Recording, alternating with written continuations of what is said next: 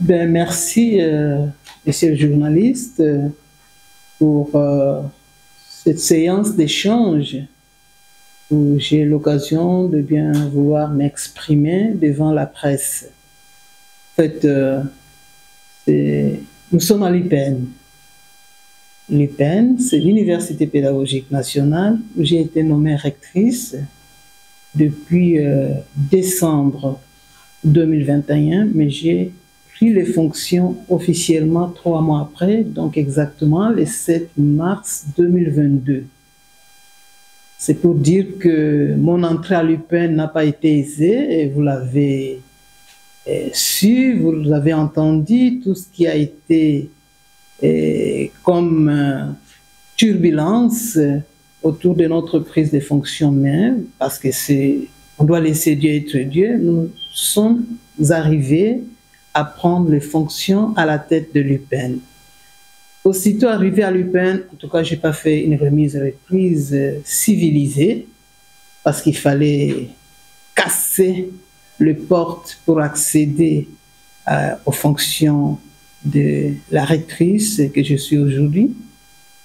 Et puis, au-delà de ça, parce que n'ayant pas fait la reprise, j'ai pris la décision de faire des consultations. Donc, pendant tout un mois, je faisais des consultations et j'ai eu à écouter toutes les forces vives de l'université, professeurs représentés par leurs corporations, scientifiques également, corps administratif, technique et ouvrier, même ceux qui vendent le maléois sur les sites de l'université, nous avons eu le temps de les écouter, tout le monde, même les partenaires de l'UPN. Par partenaires, je parle notamment de banques. Et du coup, j'ai recensé pas mal d'informations que j'ai catégorisées en 5 points. Donc, j'ai présenté 100 jours après la situation de l'UPN, je parlais de la gouvernance académique. Sur le plan de la recherche, nous avons présenté également les forces et les faiblesses. Au plan administratif, nous avons aussi fait la restitution à la communauté de ce que nous avons constaté comme force, mais également comme faiblesse. Aussi, surtout sur le plan financier. Et donc, en gros, je vais plus m'atteler sur le plan financier parce que c'est là qu'on nous attaque le plus. Quand nous arrivons à l'UPN, nous avons trouvé une dette de 1 800 000 $ contractée depuis 2015.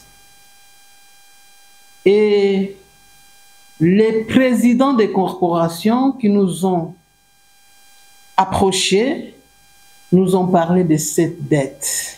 Mais nous avons essayé de chercher en interne pour savoir qu'est-ce qui a été fait, comment il a été contracté et surtout quels ont été plutôt les mécanismes de restitution de la dette. Nous avons diligenté une mission à la banque partenaire Afriland Bank avec une note d'observation.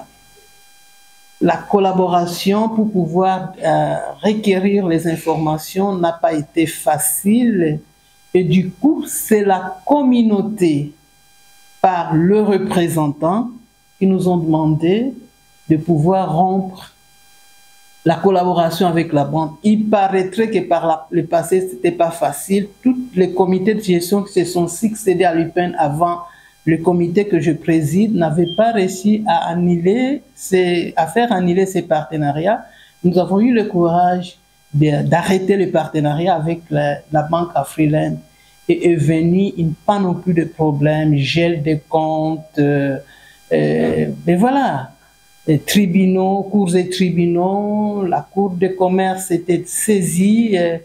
Bref, nous sommes aboutis par signer un acte transactionnel où on demandait à l'UPN que malgré tout ce que nous avons comme informations, tout ce que nous avons tenté de faire comme rapprochement des faits, parce qu'en réalité, il y a dans les instructions académiques une ligne budgétaire intitulée effort de construction.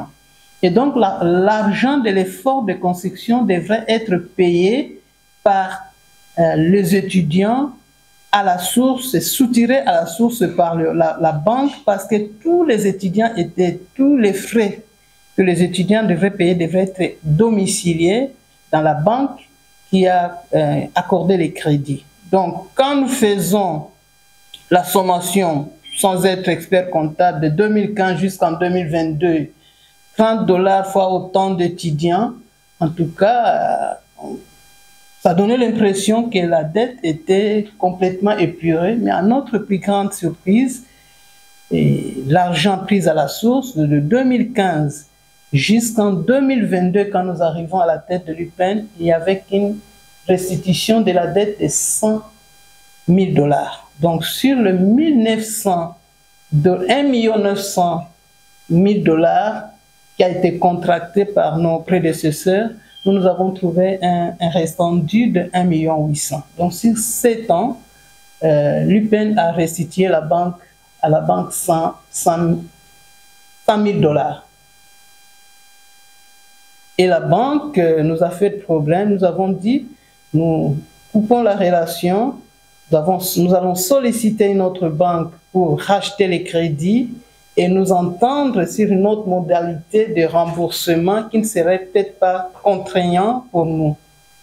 Ça n'a pas été facile. La banque a gelé tous les comptes de l'UPEN pendant 3 mois, c'était les chaos, presque 2 mois et demi. C'était les chaos, nous n'avons pas pu fonctionner jusqu'à ce que nous avons connu la médiation de la Banque centrale qui nous a demandé d'arriver à la signature d'un acte transactionnel et demandant à l'UPEN de rembourser l'argent pris à crédit. Donc ça, c'est un passif très lourd que nous avons hérité à l'UPEN.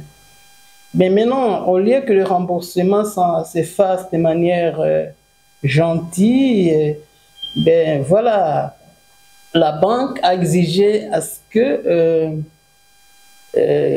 qu'ils prennent la moitié à la source avant de dégeler le compte. Donc c'était une des conditions pour dégeler le compte. Et du coup, sur les 1 800 000, la banque avait pris, enfin, c'était une condition de l'acte transactionnel, donc il fallait payer la moitié pour pouvoir accéder au compte de l'UPEN. C'est ce qui a été fait. Mais avant ça, les comités de gestion que nous avons succédés avaient signé, avant même notre acte transactionnel, un autre contrat de remboursement de 462 000 $ par an comme traite. Et la banque nous a exigé ça. Nous avons d'abord payé les 462 000 avant de payer la moitié de la dette. Du coup, depuis que nous sommes là, nous avons payé 1 262 000 $ à la banque dans une année ou 2 ans. Par contre, nos prédécesseurs qui ont contracté la dette ont payé 100 000 pendant 7 ans. Ça, c'est de 1. De 2, quand nous arrivons à l'UPEN, il y a ce qu'on appelle la COGIT, Commission de gestion des indemnités de transport. C'était un désordre monstre. Nous avons essayé de comprendre comment ça fonctionnait, presque pendant beaucoup de mois en tout cas. Il fallait voir comment se conformer au texte. Au fait, c'est une structure mise en place pour gérer, ou sinon co-gérer avec les comités de gestion, une bonne partie des frais que les étudiants versent. Donc 76% des frais que l'UPEN récolte devrait être géré ou, entre griffes, co-géré avec le responsable des corporations, entre griffes, les syndicalistes.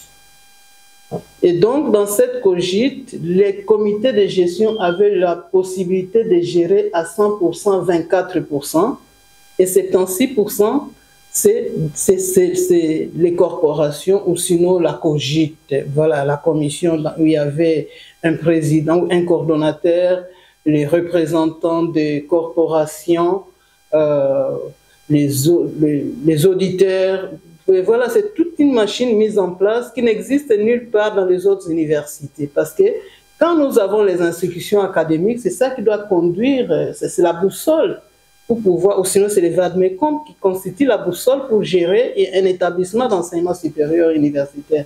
Mais à l'UPEN, c'est sur base d'une convention collective mise en place depuis 2010. Et c'est cette convention qui était respectée depuis lors. Et du coup, les textes n'étaient pas appliqués. Nous avons dit que ce n'était pas possible de gérer une institution comme l'UPEN, qui est une université de l'État,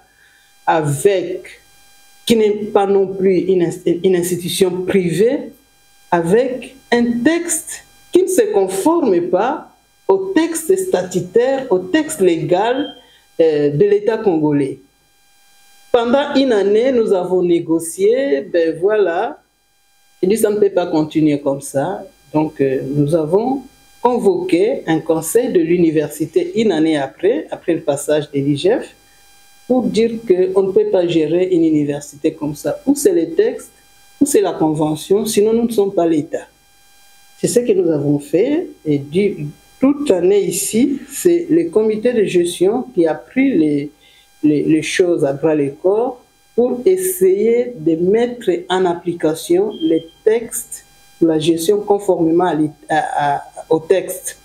Mais si pendant une dizaine d'années, il y avait une manière de faire et que vous voulez changer, du coup, vous êtes livré à des combats. Et voilà, il faut tenir, il faut être fort ou forte pour pouvoir essayer d'élever son petit nez hors des eaux. Voilà, nous sommes dans ça. Et donc, nous avons cherché à recadrer les choses avec beaucoup de turbulences et surtout bancariser cette corrigite parce que ça se payait par Maboko Bank. Et donc, le premier comité qui a réussi à payer la prime interne à l'IPEN, c'est notre comité que je préside. Ça n'a pas été facile parce qu'il y avait à boire et à manger dans cette façon de faire de Maboko Bank où une personne peut venir prendre l'argent pour 20, 30 personnes, mais maintenant il faut aller à la banque pour que chacun se présente. Du coup, ça en est suivi un contrôle des effectifs. Nous avons déniché plus de 500 fictifs. Ça nous a fait de problème à l'IPEN. Et donc, parmi les réalisations, c'est la bancarisation, la rupture du contrat appauvrissant, de la dette appauvrissante qui a été contractée à l'UPEN, qui n'a pas été facile, mais également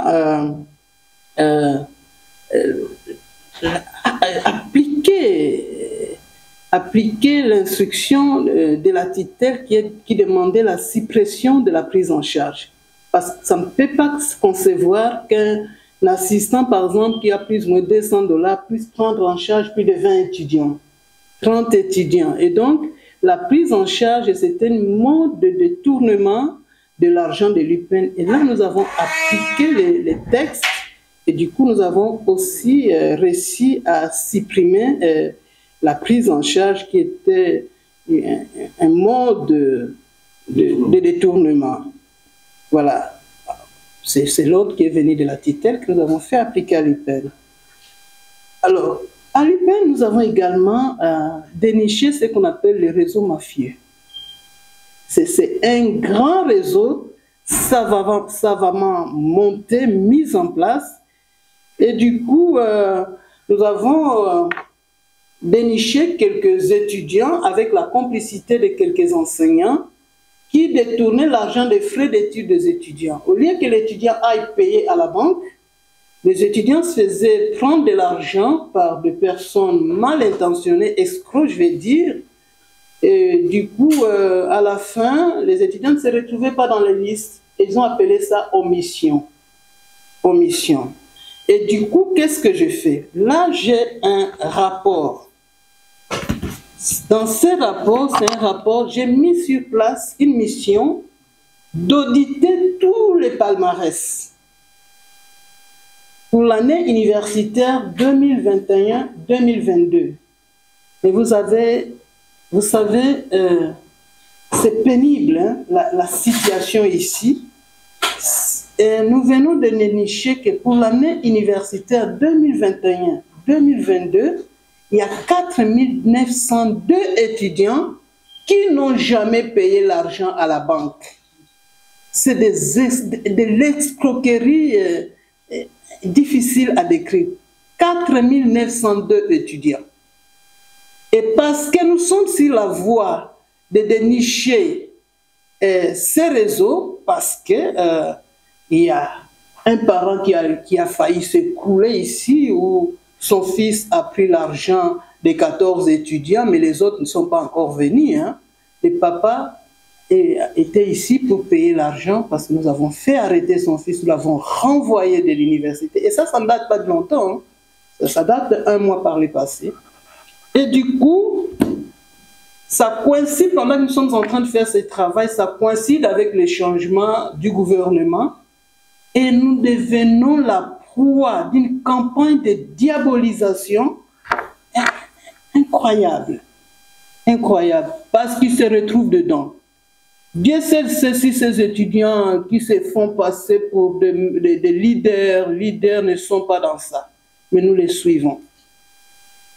Nous sommes allés jusque devant le parquet pour nous aider, surtout quand il s'agit des personnels qui sont de notre compétence que nous avons révoquées.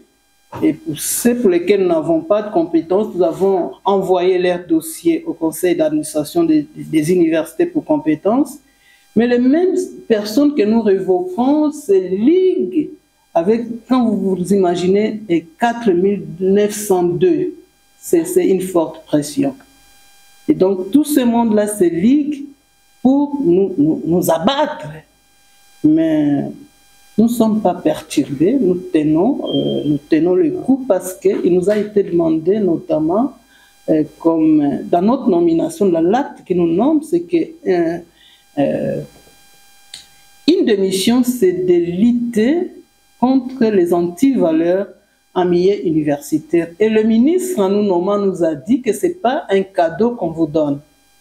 Sachez que là-bas, c'est dit n'importe quoi, mais on ne vous fait pas cadeau. Mais nous croyons en vous parce que vous en êtes capable. Alors, ce qu'ils font, c'est ce qui semble, ils cherchent à placarder contre nous. Même quand ils crient mes gestions, mais ils nous disent que ce ne sont pas les étudiants qui doivent être nos auditeurs. Alors, ils s'appuient sur les rapports de l'IGF. L'IGF est venu en mission à l'UPEN pour contrôler les années de 2015 à 2023. Moi, j'arrive à l'UPEN en 2022. Maintenant, quand le rapport est rendu, on ne sait pas établir les responsabilités. Pour dire, année 2015, 2017, c'est tel comité de gestion. Voici ce qu'on vous reproche. Parce que la dette, ce n'est pas nous qui l'avons contractée, mais ça n'apparaît pas. Du coup, ça devient un rapport fourre-tout où on met tout sur le comité de gestion que je préside. Voilà un peu la difficulté. Alors, nous sommes tus. L'UGF a demandé, a fait une recommandation à notre ministre de tutelle qu'on puisse nous déférer devant les cours et tribunaux et puis qu'on puisse nous suspendre. Mais voilà. Et du coup, nous avons été... C'était du bruit, hein? Les gens n'ont pas cherché à savoir de quoi il s'agit. Mais c'est ce qui fait buzz sur la toile, tout ça. Jusqu'aujourd'hui, nous attendons sereinement, avec beaucoup de sérénité, les rapports pour le jugement de l'IGF. Pour qu'on puisse nous dire, tel comité de gestion ou mon comité de gestion, nous avons détourné autant et voici notre condamnation. Nous sommes sereins et nous attendons. Maintenant, au lieu que les gens attendent le jugement, disent, voyez les rapports de l'IGF, non-comptabilisation de ceci, et perception à la source, mais quand vous entendez de ce qu'ils parlent comme perception à la source, au fait, c'est dans le département et dans les facultés où se paye le frais de TFC, de mémoire et des rapports de stage. Et donc, du coup, ce n'est pas de l'argent qui passe au contrôle du comité de gestion. Dans toutes les universités, ça se gère dans le décanat, ainsi de suite. Bon, maintenant, dans les décanats, c'est à l'IGF de donner la recommandation que désormais, ne percevez plus l'argent des TFC dans les décanats, dans les départements, amenez ça à la banque pour que ça soit suivi par le comité de gestion. À ce moment-là, nous endosserons la responsabilité. Mais ça ne fonctionne pas comme ça dans l'enseignement supérieur universitaire. Voilà. Ça se gère. Le nombre des enseignants qui suivent les étudiants, directeurs de telle mémoire, il y a une clé de répartition. Donc ça, ce n'est pas au comité de gestion, mais c'est notre comité de gestion. Donc c'est l'idéal que tout soit centralisé. Mais jusqu'au moment de l'arrivée de l'IGF, cette pratique n'existe pas encore dans les institutions de l'enseignement supérieur et universitaire, pas seulement à l'UPEN. Ça, c'est de 1. L'UPEN nous reproche d'avoir minorisé, l'IGF, minorisé les effectifs. Mais c'est vraiment dommage. Pourquoi je l'ai dit? Et puis, il donne un montant. Je ne sais pas de quelle année à quelle année, on donne seulement comme ça, et puis on ne sait pas, ça concerne quel comité. Mais en réalité, c'est quoi? Pour nous, et étudiants, c'est lui qui paye l'argent à la banque, pas celui qui se fait escroquer l'argent, même si c'est son prof, bien c'est son enseignant. Si tu te fais escroquer ton argent, tu n'es pas notre étudiant. Et donc, ne venez pas nous parler qu'on a omis ton nom. Du coup, ce sont ces étudiants qui se retrouvent parmi les 4902. Alors, nous, on ne doit pas majorer ça parce que nous n'avons pas perçu cet argent. Parce que ce n'est pas passé par la voie légale. Ce n'est pas passé par la banque. Ils vont payer ça auprès des tierces. Et ce sont ces gens, ces mêmes tierces-là qui ont peut-être un pouvoir sur le jury, qui vont faire intégrer les noms moyennant des listes qu'ils établissent, délibérez-les, et tout ça, nous ne les connaissons pas. Et très souvent, ces gens-là, ils ne viennent pas à l'université, hein.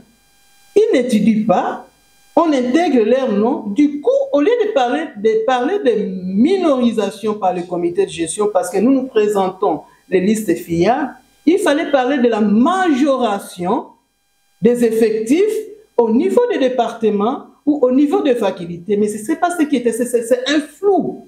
Donc, on vous largue comme ça une accusation pas bien fondée. Voilà.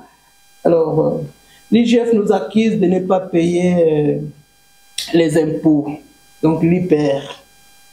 C'est vrai, quand ils arrivent, on nous soutire l'IPER de 3% dans l'enseignement supérieur avec la prime interne, la prime institutionnelle de l'État.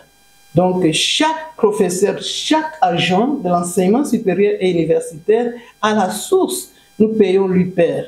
Maintenant, ils disent que c'est par rapport aux primes internes, notamment la COGIT, où les agents qui sont bénéficiaires de la COGIT doivent payer l'IGF.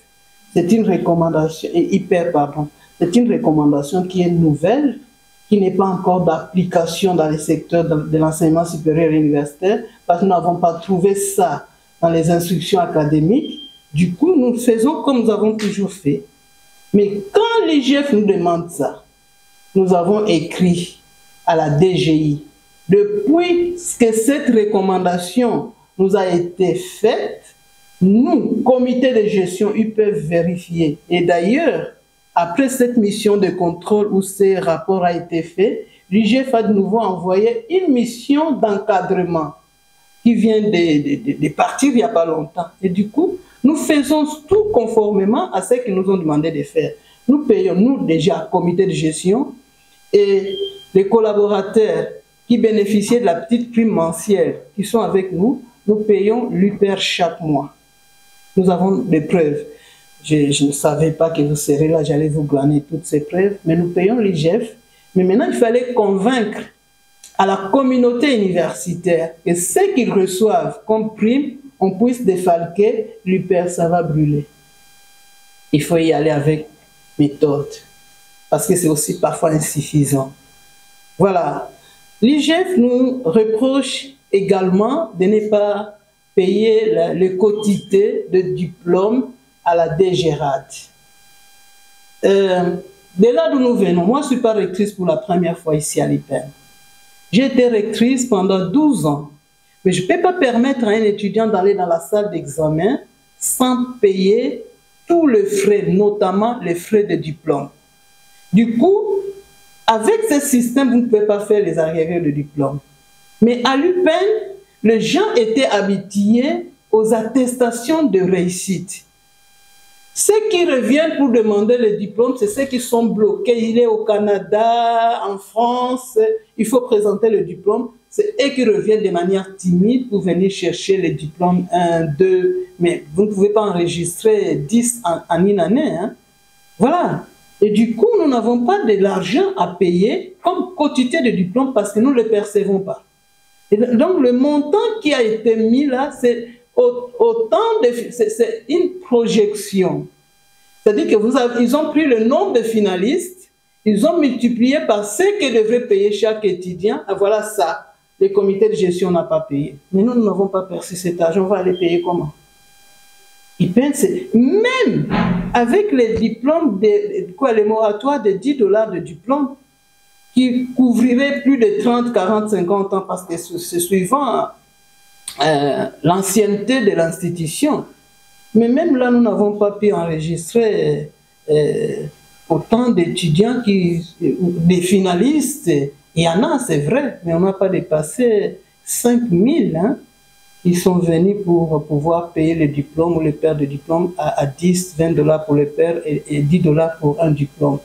Donc du coup, la culture de diplôme, que c'est une fierté. Je viens de terminer mes études, je dois prendre mon diplôme. Ce n'est pas dans la tradition de l'UPEN. Ce qu'on termine, on va trouver de l'emploi. Aussi peut-être qu'on ne nous exige pas de diplôme là où nous allons chercher de l'emploi. Et puis on s'habitue. Donc il n'y a pas de l'argent de diplôme qu'on n'a pas pu verser à la DGRAD. Donc pour faire bref, pour nous c'était une grande joie au regard des antivaleurs que nous avons trouvées à l'UPEN d'accueillir la mission de l'IGF, et ils peuvent le témoigner. Nous avons tout mis à leur disposition. Chaque fois qu'ils nous demandaient un document, nous étions en train de mettre ça à leur disposition parce qu'on s'est dit, c'est maintenant ou jamais. Si nous ratons, l'UPEN reste une université avec un système de gestion qui n'est pas conforme à ce que devrait être l'UPEN, conformément à sa grandeur. C'est une mission que nous avons vraiment bien accueillie, nous, comité de gestion, bien que ça nous a été flanqué. Hein, une semaine avant l'arrivée de l'IGF, nous avons appris dans un conseil de l'université, quelqu'un se lève pour dire d'ailleurs, avec ce que vous êtes en train de faire comme gestion, avec la COGIT, parce que la tradition est là, la convention, mais si vous vous appliquez aux instructions académiques, d'ailleurs l'IGF arrive, c'est l'IGF qui va vous faire partir. Mais nous croyons que l'IGF fait son travail correctement, ou devrait faire son travail correctement, et que ne devrait pas nous faire de chantage, de nous dire que l'IGF va venir pour venir vous chasser, ainsi de suite. Donc voilà, c'est ça la réalité de l'UPEN. Je suis très ouverte pour pouvoir réagir à vos questionnaires, à vos questions, mais sinon, de manière ramassée, il y en a beaucoup de choses à dire parce que en 2 ans, il n'y a pas que ça.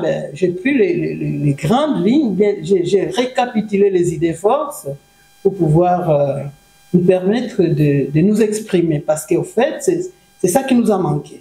Merci. Bon, ce sont de très bonnes questions. Pourquoi on ne nous a pas suspendu? Le ministre nous a dit qu'en nous nommant, il avait anticipé ce que l'IGF est venu confirmer. Donc, l'IGF a confirmé qu'il y a la mégestion à l'UPEN. Et c'est justement parce qu'il y avait cette mégestion, il y avait cette mauvaise gouvernance, que le ministre, par anticipation, a mis notre comité de gestion sur pied pour pouvoir apporter un plus, pour pouvoir corriger cette situation qui était décriée depuis plusieurs années. Voilà, donc la mégestion de l'UPN, ce n'est pas de nous. Mais notre nomination, c'est pour répondre, c'est pour corriger cet état des choses. Et puis, il a dit qu'il n'est pas là à punir, à sanctionner une innocente. Ça, il me l'a dit. Hein. Voilà. Bon, maintenant, vous cherchez à savoir le dossier au niveau de la justice. Le dossier suit son cours normal. Je vous ai dit que nous attendons sereinement, avec beaucoup de sérénité, les conclusions que la justice, de la justice, je vais dire, donc nous attendons. Voilà. Vous demandez le mot de la fin. J'ai fait à dessein de le dire à la fin, parce que avec beaucoup de gratitude, que la communauté universitaire accueille la décision personnelle du chef de l'État de revêtir l'UPN de sa plus belle robe. Nous pouvons mettre à votre disposition l'UPN d'hier et l'UPN d'aujourd'hui. Donc, depuis 1961 que l'UPN a été créé, jusqu'en 2022, que le chef de l'État lance la rénovation de l'UPN, vous allez voir que c'est vraiment la nuit et les jours. Et donc, depuis 2022, l'UPN se transforme du jour au jour et grâce à la décision personnelle du chef de l'État, Félix Antoine Tshisekedi, président de la République, grand chancelier des universités et instituts supérieurs du Congo, et puis champion de la masculinité positive. Je pense que c'est ça même qui justifie ma présence ici à l'UPN comme femme. Voilà, je suis la première femme à pouvoir diriger l'UPN et c'est grâce à la vision du chef de l'État.